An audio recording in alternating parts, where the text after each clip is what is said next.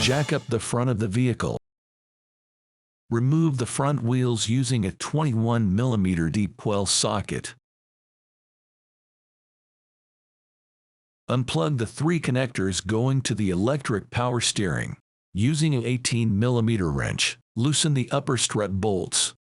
Remove the upper ball joint nut using an 18 mm wrench. Using a hammer, hit the knuckle as shown to allow the ball joint to separate from the knuckle. Do not allow the knuckle to pull out far enough that it pulls the shaft out of the differential. Using a 21 mm wrench, remove the nut from the steering linkage. Using a hammer, hit on the front of the knuckle where the steering linkage is connected and remove from knuckle. Push linkage forward to make room for installation. Remove the sway bar nut and bushings using a 15 mm wrench and 15 mm socket. Retain factory hardware. Install the new 10 mm bolts, washers, and nuts provided in the kit. Install the bolts with the head going down. You may have to move the knuckle to one side to allow room to install the bolt by the axle shaft.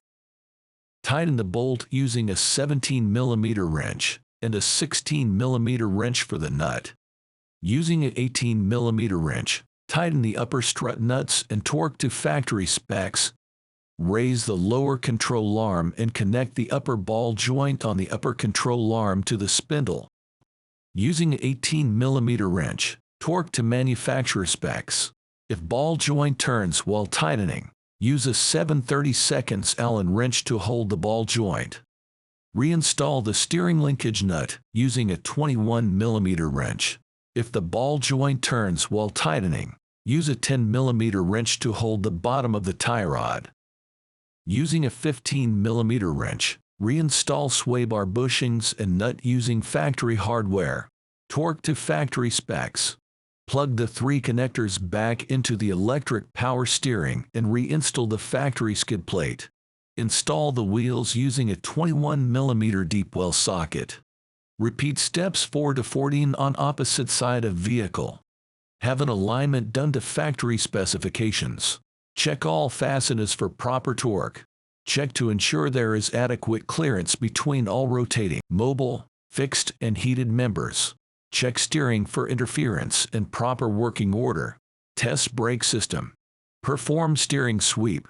The distance between the tire sidewall and the brake hose must be checked closely. Cycle the steering from full turn to check for clearance. Failure to perform inspections may result in component failure. Retorque all fasteners after 500 miles.